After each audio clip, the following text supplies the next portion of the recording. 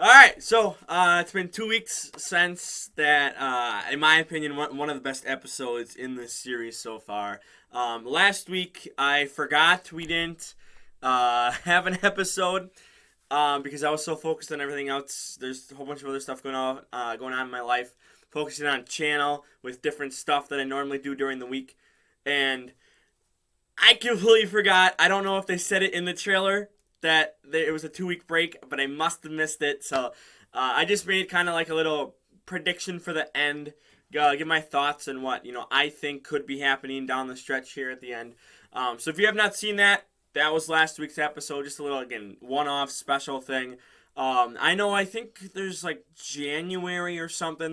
There's another time. Maybe it's December where there's gonna be like another 2 week break, and I think it's like at the end of December, early January, somewhere in there. Because obviously this series doesn't end until February. We're in November here, mid-November, so we still have a couple months to go, and only like 14, 13, 12 episodes, something like that. So there will be another one. I might just do like a final prediction, and just see what's changed since I did my prediction just last week. This episode though, it was okay. I felt like the end was very anticlimactic, but we'll get to that later on. So, we start with the recap. Obviously, again, 2 weeks in case you forgot or something. Don Black caught in the bestial world, tied up next to Natsumi. So we get that recap. Then we go to Kishino, Don Pink, who is flipping out. He's like saying Mio's name over like it's somehow gonna bring him back to, or bring her back to him somehow. Like he's doing he's trying to do summoner or something like that. So he flips out at his boss at work, pushes him up against the wall, holds him, and says, "You know what? You do the frickin' calculation because I'm tired of you. I'm tired of this crap, and I'm leaving." And he walks out the door, and then he gets a call from I think it was Don Yellow. I think gave him the call or whatever. Says, "Hey, come to the shop." We don't actually hear the call, but he gets to the shop, gets outside the door, and realizes like, hey, there's a bunch of streamers, bunch of bright rainbow colors, vibrant colors all over. Like, what's going on here? And so they close down the shop again. Kaito doesn't like to close down the shop a lot, but he's closing it down. This is the second or third time in the past 10 episodes where he's closing it down. So they're kind of doing something special for him. They kind of realize hey, you're off. They're calling him Mr. Kijino. And Don Blue's correcting Don Yellow every time she mixes up and just says Kijino and whatnot. And I love the part where they're like, Toro, say something, let's get your inspiration in here. We're trying to be positive here. And he's about to, and they're like, you know what? Hang on. Never mind. We don't want you to say anything because you're going to make it worse here. So just shut your mouth and just watch. So he's kind of in the background for this. So they start, bringing out all these food and whatnot. He starts kind of, slowly eating it. And they say that trigger word. They say Mio. And they're talking about, oh, you have a nice wife, she must be beautiful, I would love to meet her, blah, blah, blah, blah, blah. And they keep going on and on and on about this. And he stands up, he doesn't even look at Don Blue, who is holding his bag from work. He grabs that and just I'm not hungry anymore, I'm out of here. So they decide to start following him. And frickin' Toro, man, he's been the highlight of this series. Even outside of battles, he's just been the highlight. So they do that cliche thing where they're watching him, from around a corner. Kishino drops his bag and whatnot. And Toro just steps out, and it's just like, I see you right there. And for some reason, Kishino never turns around, never looks back, and Toro's just standing there like, what's up, man? He's looking over at the other two like, what the heck are you guys doing behind, back there? What's going on over there?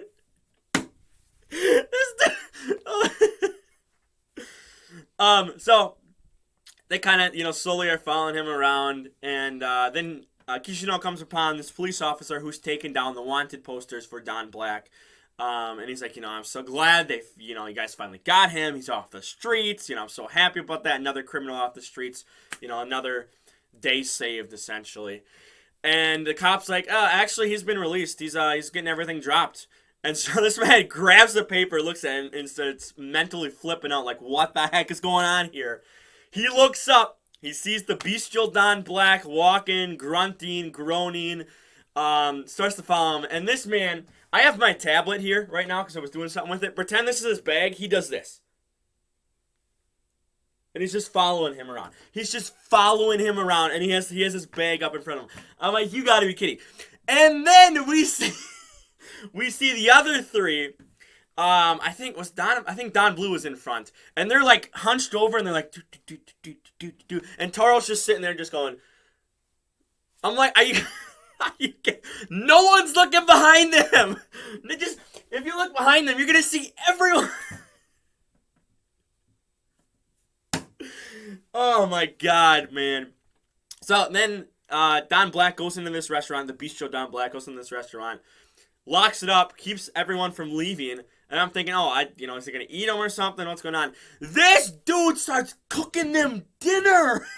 He's frying up pans. He's throwing out the chefs, makes it all himself, puts a bunch of it on the tables, and hands them chopsticks and says, like, eat it. Well, he doesn't say anything, but he's implied, like, here, take the chopsticks, start eating.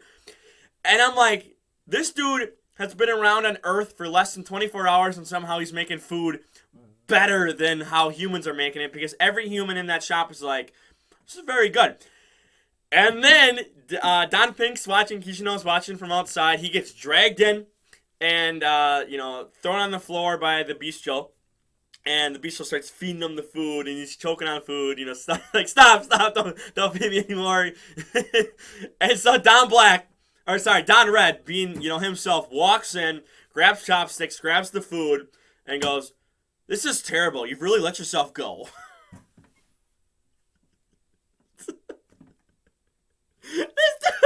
I swear to God, this is not one of my favorite episodes, but this dude is just top tier comedy where no matter what he does, the actor is perfect for this role too. It's a match made in heaven.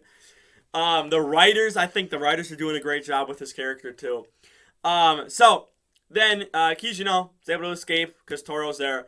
So then he gets outside, and Don Blue and Don Yellow are still out there, obviously. And so they kind of turn around. Don Yellow puts her hood up, and they start kind of acting like a couple, saying, hey, like, where do you want to go out for dinner, and blah, blah, blah, to kind of keep it, so it's like, oh, we're not who you think you are, and they're kind of, like, hunched up again, Don Blue has his sun hat on, so it's like, okay, well, hopefully they don't know, or he doesn't know from the back.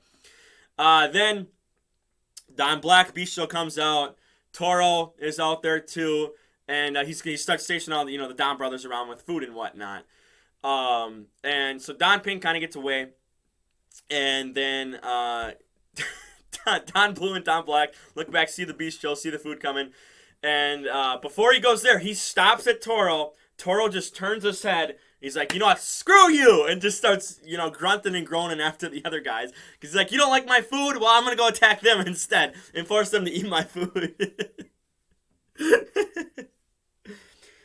So then,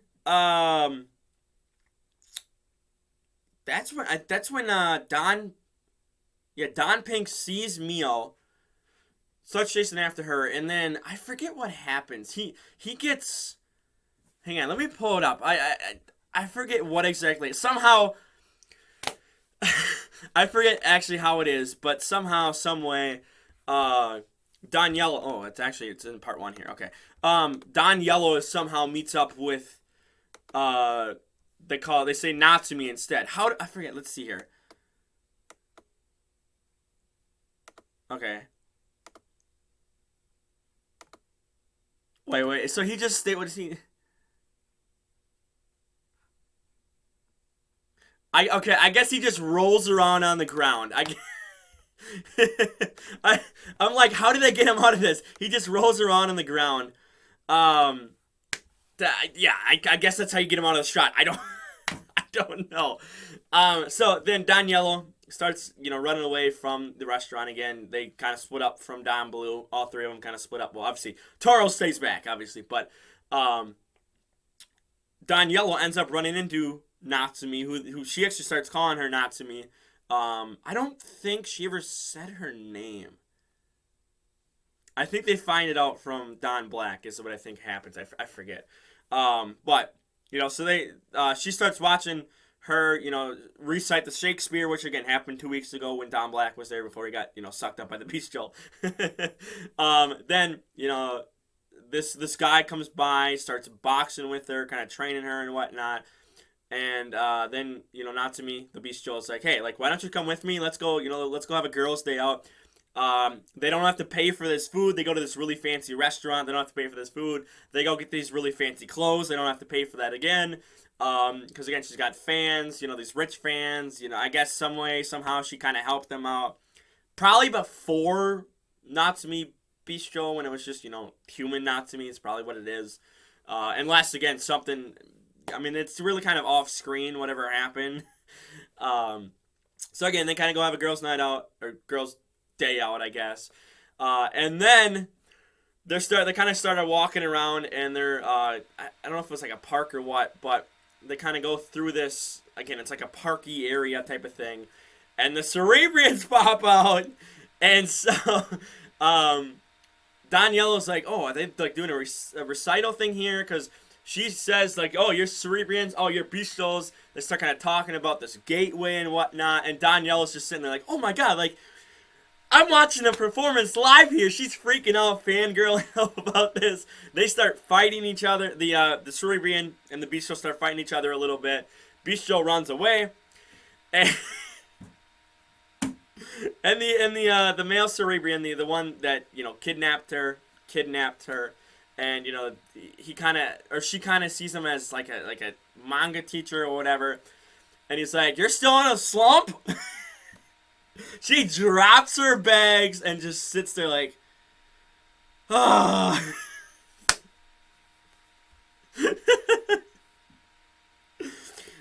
So we follow Natsumi Bestial away. Somehow, someway, Toro's hanging out in an industrial plant type of thing for some odd reason. And Natsumi Bestial just ends up being there. Says, hey, like, there's, a way to get him back. If you can get, Don Black back in the human world here, then the Bestial is totally and completely, defeatable, very weak, which again comes into play at the end of the episode, and it's just, I'm not the biggest fan of how it ended again, as I stated at the beginning. So then,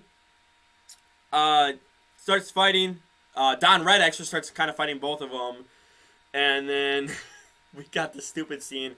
Or again, I keep forgetting to look off if it's. I'm gonna say Brown, but I feel like it's Brown. Brown Cerebrian shows up again, and has this note again. The same manga teacher, whatever, has this note from Sonai because he doesn't want to get too friendly with Don Red, so he sent again his companion out there to do it, and he has this note for the Bestials, and he starts saying stuff like, "You aren't here on heaven or earth," and what I forget what else was on the paper or whatever. And then we see Sonai is up and on top of a building hiding and just going like, "You idiot! Like, just say it! It's so easy to say it! Like, come on, man!" Starts flipping out, starts saying like, "You guys should not be here on Earth or whatever. Like, we're gonna beat you up and whatnot." And he calls them like an ilk or whatever. I think that's supposed to, I don't know what, I've never heard that insult, so I don't know what that is, if I'm being honest. I thought elk at first, but it's ILK, so whatever that is, again, I don't know, because I've never heard that insult before. So then, the Cerebrian starts fighting with, Sonai watching, then Don Red kind of, gets involved. Well, he was still kind of, like, involved in the whole thing, but, the Cerebrian's like, hey, like, you can't fall here, like, what are you doing? So, the Bestials end up fleeing. And that's when we get, let me just double check this. I think, just want to verify this. I know I'm there's been a little break here. Yes, okay. So then, because we have to have a monster of the week in here for some odd reason. We have to have one every week. this guy who was in the shop transforms into. Now, I thought it was SPD. No, sorry, not SPD. Deca Ranger. SPD is the American version. But it ends up, it's actually the. Was it Go-Go 5, I believe is what the season is called. I forget what that season is called. It's Lightspeed Rescue, essentially, is the American version. I think it's Go-Go 5, I believe is the name. So, and, we find out again later because he does his fire attack. But I thought it was SPD again for the first half of this fight here. So he runs away, they go into this building and start fighting. And the rest of the DonBrothers pop up and... as the monster of the week is running away, Don Yellow pops up kind of in front of the monster. They bang into each other. Well, it's really the monster kind of bangs into Don Yellow. And so the whole team starts fighting.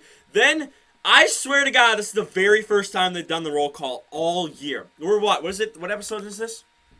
36. We're 36 episodes in. And I swear to God, this is the first time we got a roll call here all year, all season long. Maybe I'm misremembering, and maybe like episode 3 or 4 or something like that, we did get one. But this feels like the first time. This feels like new graphics and whatnot. They're announcing themselves. And then we get the Beast Show, Don Black, who, gets called upon to help. And he's just, grunting and groaning, and we see the graphics have, like, blood coming down. It's, pitch black in the background and whatnot. And then it goes to Keisha, Don Pink, who is like, what the heck? He, like, spins around. It's just like, okay, we're wrapping it up. Here we go. And then just after that, they're about to charge in and, start doing their team attack. Six Ranger shows up and says, I'm here. Let's do this. Transforms, starts beating up the monster. Then they all get surrounded again by the fire attack here, which, again, led me to believe that it's Go-Go 5 and not SPD. And so the monster can go in and out of the fires with ease, kind of, around it, attacks them all, kind of from blind spots, because the fire is like 7 feet, no, not 7 foot tall, but maybe like 5 foot tall or something like that. So, like, the monster can kind of get, like, disappear behind the fire at some points. Sometimes it's lower, sometimes it's only like 2 feet tall, but sometimes there are, higher spots of the fire. So, they're wondering, like, what are we supposed to do? So Don Red's like, okay, gold mode, here we go. Uses the Zyuohger, gets all the fire away, starts just blasting, does the Peach thing, kills it. Then we get a Super Mega Ultra Max Zord, whatever the name is called. This time, with the Sixth Ranger, both parts. I think, what was he? Is he the chest, and then he becomes the arm with the Phoenix mode, I think. And I love it. They're fighting, and the Sixth Ranger's like, yeah, let's do this. Let's, I'm going to help here. I'm an arm. I'm very helpful. And Don Red's just like, shut up, man. This is my fight, not yours, okay? Just shut your mouth up. I don't need to hear you talking anymore. And so, they start, they finish him off with their Super Ultra Mega Max attack. And, then, again, this is where I just... It is what it is. So, we go back... Oops, whoa. Okay, whoops. We go back to the industrial plant again. We see the man wake up, and then we see the bestial there, Don Black bestial there. And out of nowhere, our Don Black shows up. Now, we saw this in the trailer. This was in the trailer last week, and I thought, oh, it's going to be a whole episode-long thing. He'll pop in at the end or something like that. And again, he does. He pops in at the last second here. And one-shots the bestial with the shuriken, his shuriken weapon. One-shots him. Seriously? So, they're weaker. They're as weak as the Anoi, or the henchmen, essentially, when they're not immortal. That means the Hitochki, whatever the monster of the week name is, can take more hits than these bestials when they're not immortal. And now they're gonna retcon this, and they're gonna be like, oh well, it's gonna take a whole episode just to beat up one bestial in the future. I get it. You could say it was serious Don Black. He's pissed off. He just, somehow we don't even know how he came back. we literally end the episode after he he sticks him with the thing in the shuriken in the chest. He gets damaged too because they do that one attack, just switch sides, run at each other. We see that he starts walking away and says, "Hey, there can only be one of me." And we see back in the forest in the Bistros world, no one's there. It's just the vine just swinging with no one in it. We don't know how he got out. No idea what happened. We see Natsumi is still there. So again, these Bistros are weaker than they're as weak as the stupid henchmen, and when they're not immortal, it's so again they're gonna retcon this. I guarantee they're gonna be like, okay, well here's episode 45, and we can't beat them in one shot. But when you have this, I would have been totally fine if you have them rush at each other, end the episode that way, and in the first 5 minutes. The fight can be off screen. You can have an off screen fight. The first, I don't know, maybe not even 5 minutes, maybe 3 minutes. You see the end of the battle. It's like, okay, well these are supposed to be the third act villains here, and Don Black just one-shots one of them. I don't like it. I really don't like it. I don't like how they set that up. I get it. Like that, it's a cop out of how to beat them, how to say, oh, they're immortal. When they are keeping the host in their world and whatnot. So if you take the host out of the world, you're good to go. I'm totally okay with that. But when you again have them one shot after, even other bestials were struggling when they were immortal, and this dude just again one shots it. So is Toro just gonna be able to poke it and it's just gonna die?